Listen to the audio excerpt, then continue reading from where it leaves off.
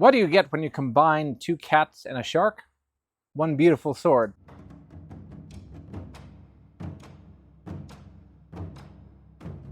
Hi friends, here again with another sword review, this one from LK Chen.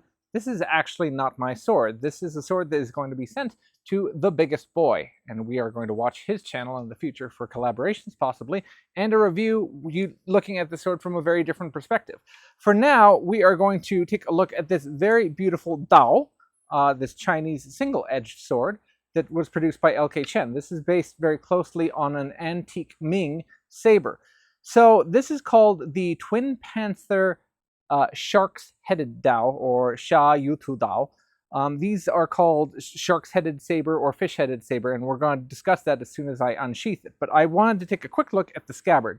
So really fast, this is one of the most pretty executed pei dao, or waist saber. So these are sabers that are carried by infantry at the waist, hung that way. You can certainly carry it by cavalry as well. But this saber is executed very, very nicely. The scabbard slide is done well. All the fittings are executed quite nicely. However, take a look at this. Unlike the leather wrap that's been done before, it's all nice and polished and shiny, and it almost looks plastic initially. This is actually painted and lacquered, which is a first for these type of scabbards as executed by LK Chen. This is something that, for instance, you might see on Japanese saya or katana. This was done historically on Chinese swords. And, you know, to the modern sensibilities, this might seem quite bright and wow, that really stands out. Maybe I'd want something a bit more muted. But originally, back in the day, someone would be very proud to have something that would be this outstanding and bold, and to have enough cash that they could pay to have something this color. So I think that this is perfectly accurate. It might look a little unusual to our modern tastes, but I think that this is perfectly fine for the type of sword that it's representing. Also of note, it has a very nice wrap. This is one of the better types of grip on these Ming style grips that we have here. The way that the cotton wrap is executed, it's hidden in here, but it also has black ray skin that's been stained on here so that you don't have any exposed wooden grip elements showing on there. The way that the pommel cap is formed is very nice and accurate in that it's tapered on one side and wider on the other side, so it's asymmetrical. It looks like it might just be a very simple shape, but this actually has a lot of geometry going on to it. And the entire thing is tumbled so that there are no loose edges, nothing that you're going to be caught on. The peen is really well smoothed out. Everything looks good. There's very minimal markings on it to show where the casting was pulled off and the finishing was done.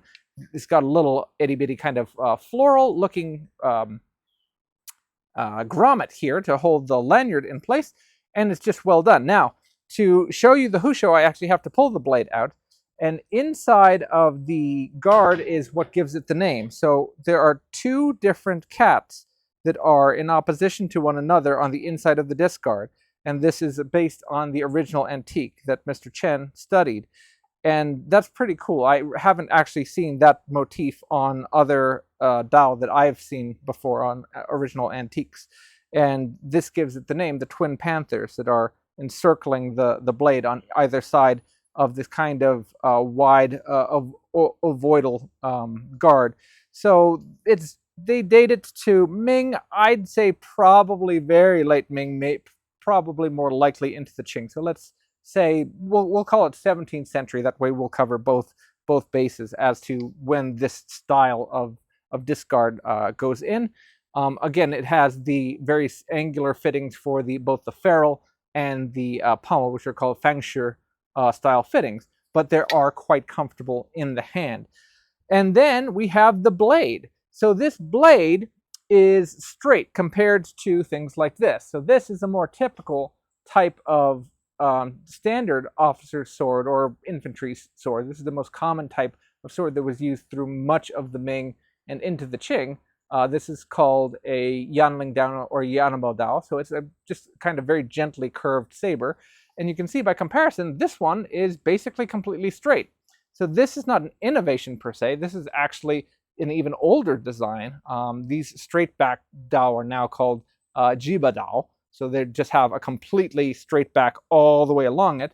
And in this case, it just has a very slight tip up towards the end. So that tip up towards the end is what makes all the difference. So we find these type of tips on a variety of different curvatures. So you could have a gently curved Yanling Dao or a more curved Lu Ye Dao, and either of them could have a typical tip, or they could have these type of clip back tips. And these type of scooped or scalloped clip backs are referred to as fish heads or shark's heads, depending on if you've, I guess if it's a real big one, maybe it's a shark, and if it's a small one, it's a fish. And there's a lot of conjecture over what that is for, and we'll discuss it in a second. But just real fast, I want to point out that this is a beautifully executed sword. The pattern welding on it is lovely, as always. It's not really aggressive. It's not understated. It's just the right balance for a really beautiful blade. And on it, it has very, very tightly put in fullering. So it has 3 different little individual dots that are right in front of a U-style fuller. So it's got a central fuller followed by 2 smaller fullers that continue out and follow the contours of the tip perfectly. And this is some of the nicest executed fullering, especially at this price point, that I have seen. The blade itself has a little bit of a lenticular cross section, and it goes all the way down to a 0 bevel all the way at the end, making it very sharp. Do I have anything to test the sharpness on? And how sharp does it come? And how sharp does it come outside of the out of the box? Razor sharp, as is LK Chen's custom. So LK Chen has been knocking it out of the park with the edges recently. So what is interesting about the history of this sword is what's going on right here at the tip, because we have earlier straight back swords for all the way going back to the Han dynasty. So when Dao first show up on the scene, Dao are basically completely straight. They sometimes curve downwards a little bit. You don't really see them curving upwards very much. So sabers don't really become popular until maybe the 6th or 7th century. Then they start showing up in Central Asia. Eventually, the steppe peoples and nomadic steppe peoples, you have folks like the Khitan, the Liao. They start using sabers on the borders of China. And during the Song dynasty, you start to see some swords that curve a little bit. Prior to that, it's pretty much all straight one side, straight the other side. That's how all of the Dao are in China. But now you have the combination of not only the straightness here, but also this little kind of clip towards the end. And the clip is really what makes it interesting. And there's a lot of conjecture over what it's for. So there's researchers who believe that this was used to aid in the thrust, and particularly in order to overcome chain armor, which was very popular during this time. So rather than having big, heavy plate armor that you find in Europe, still during this time, so at the end of the Ming, would have been corresponded to a time when there would be a lot of plate armor in use in Europe. You'd find a mixture of armors in China. You'd find lamellar armor. You'd find things like paper armor in some cases. You'd find a lot of chain armor. You'd find mail armor in use. So it's no wonder that you'd find just typical sabers being popular, but perhaps sometimes you need something with a little more thrusting power. So which of these two would you actually prefer to have to go up against armor? So here's something to think about. If we take European swords for a moment and compare them, you do have different types of European swords that have different types of tip on them.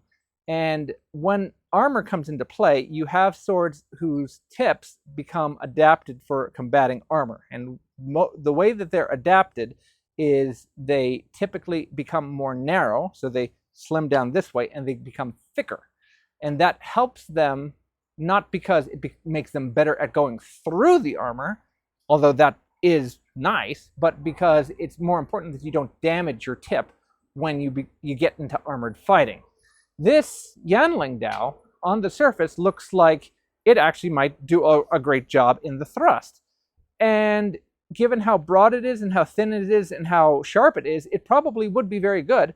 I certainly wouldn't want to get stabbed by it, but it's also relatively delicate, which means if I stab this against a reasonably tough target or against even something like bone repeatedly, eventually this is going to become bent, chipped, damaged, what have you. So there's a limited number of uses before this will need to be repaired.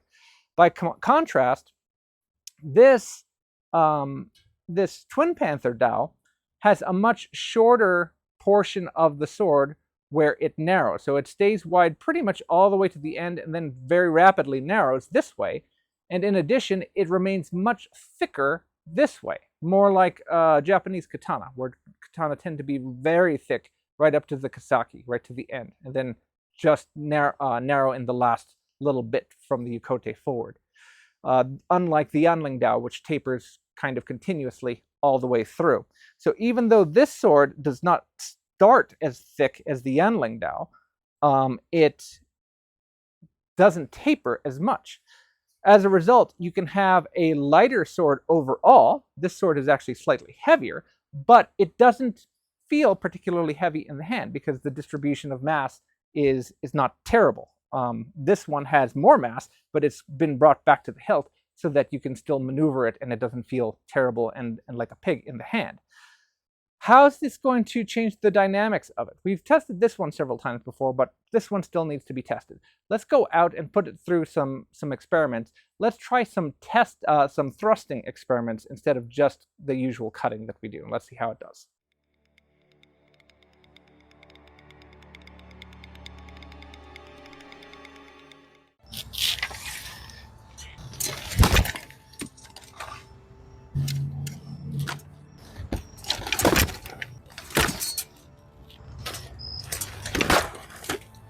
Hey everybody, so I'm Connor and I have a suit of armor, full harness Ming Chinese armor. This is probably the best you would get during the 15th, 16th century. We do have evidence of plate armor in the Ming Dynasty, but who knows like how often that was used. So let's talk about this new sword, this beautiful new shark head Dao. I'm the first person in the US to own it. Don't mean to flex. Oh, brother, this guy stinks!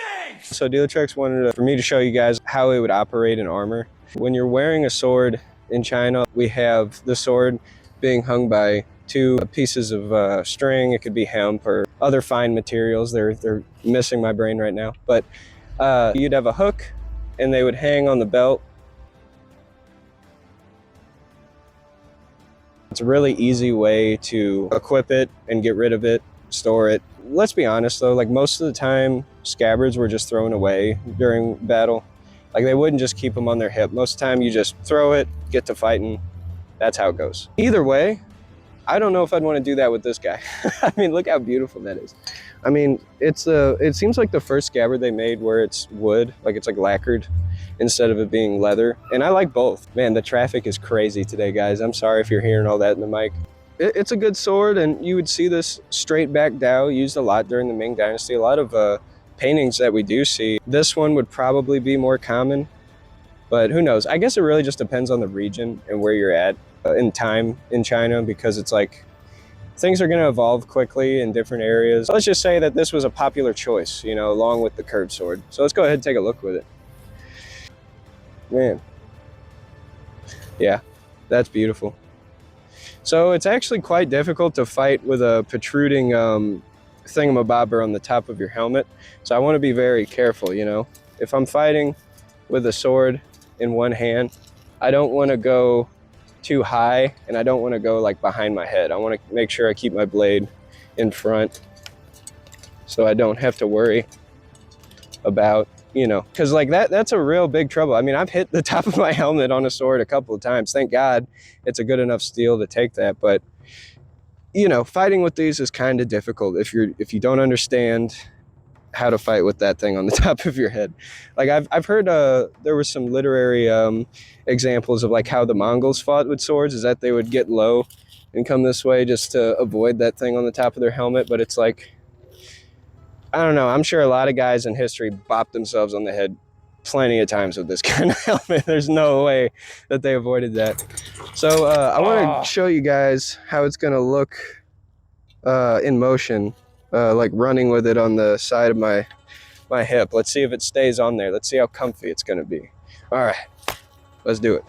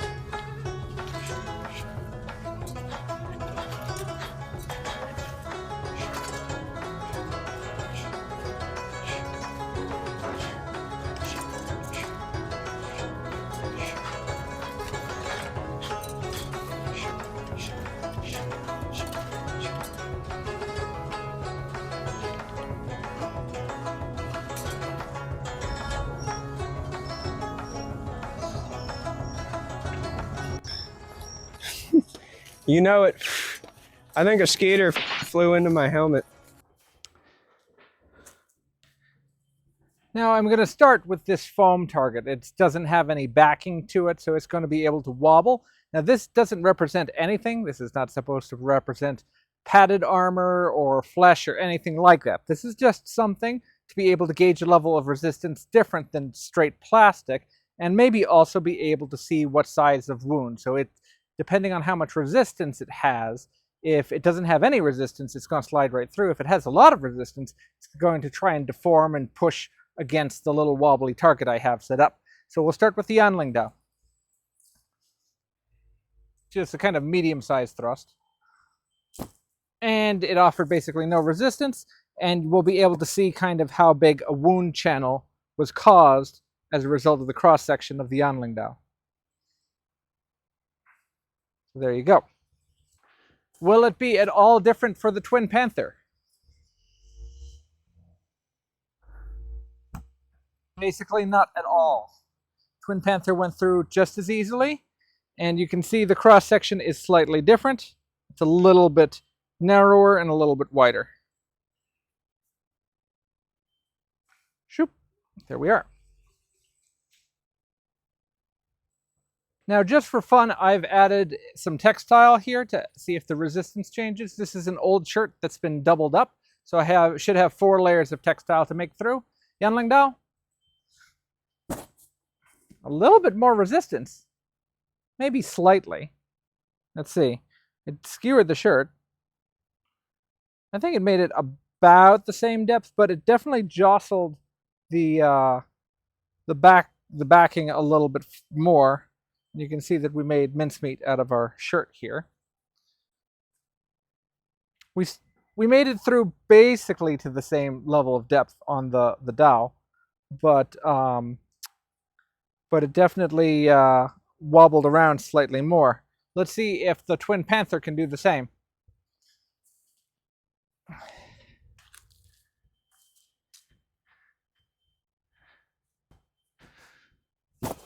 Ah, that time it did not go through. The shirt was providing resistance. Let's try it again.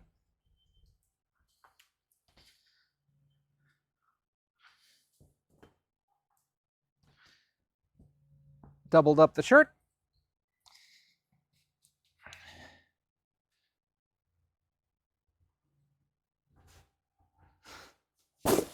And once again, it doesn't go through.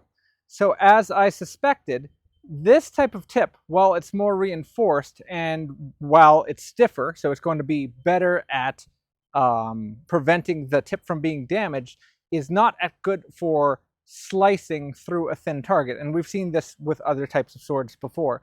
So if you're just going through flesh, but perhaps even textile, this might not be the tip. So does this mean it's an armored fighting tip? We'll see. Let's try 1 or 2 other targets. So we're going to try freestanding cardboard.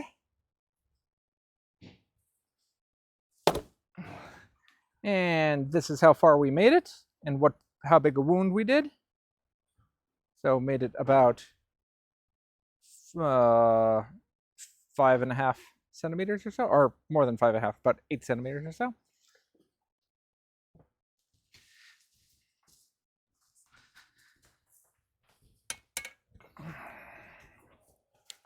And the Twin Panther.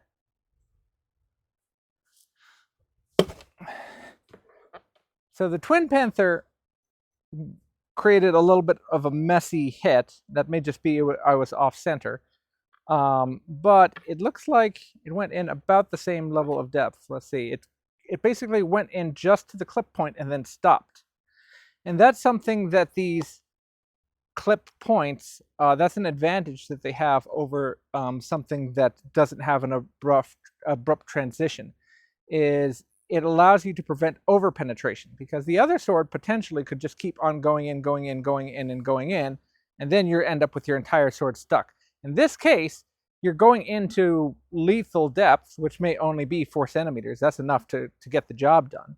But you don't risk running them all the way through, especially with a real big heavy stab, because at some point it becomes so wide that you're no longer, you're going to meet significantly more resistance. So that's another thing to consider. Let's try it one more time.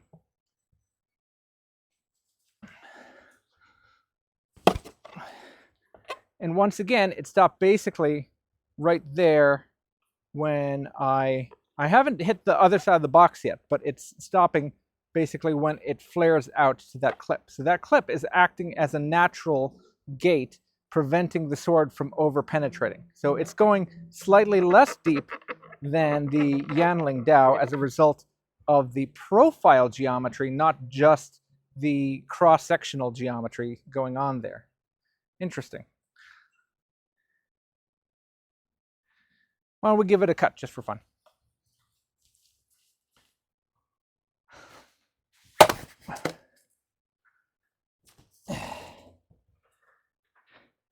And that is a very clean cut through a pretty thick piece of cardboard.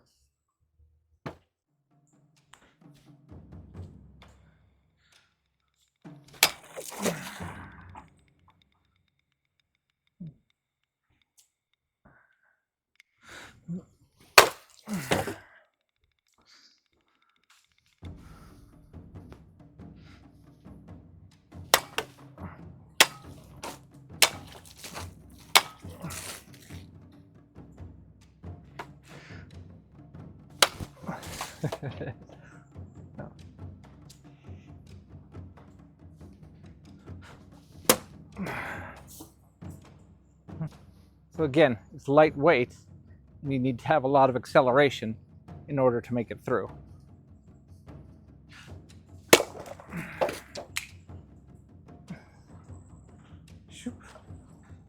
What about against thin plastic? Does the clip tip have any issue going through it? Not at all. Easy time. And if we had any doubt, by comparison, while my water's running out, here's the Yanling Dao. Not an issue at all. So both of them have no problem going against the very thin plastic of the milk jug, but the Yanling Dao is thin and wider and has a much larger wound channel.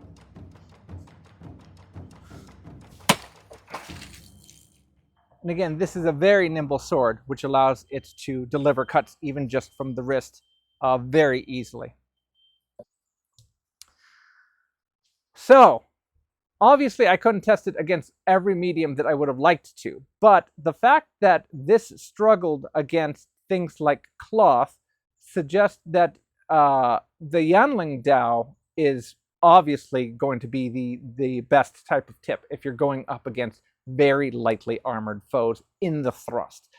I think that the combination between the fact that this is a straight blade, which allows you to transmit the thrust very well, and the fact that it's reinforced will allow you to go up against more heavy targets better, giving you a better chance of success when you're dealing with either heavier textiles, leather, again, things like paper armor, possibly even ring. Now, this is not as developed a system for countering armor as you see in Europe. And that's true in many places. If you look in the Caucasus, if you look in Turkey, if you look in Persia, you generally don't see swords that are as specialized for combating armor specifically, for armored specific fighting, as you do as in Europe. In Europe, they tend to over specialize by comparison. Like many of the recent offerings from LK Chen, the Twin Panther Dao remains a remarkable sword with very high quality that's a steal for the prices currently being offered at. Thank you very much, Connor, for letting me have the opportunity to test this sword out and to collaborate with you. Until next time, guys, take care.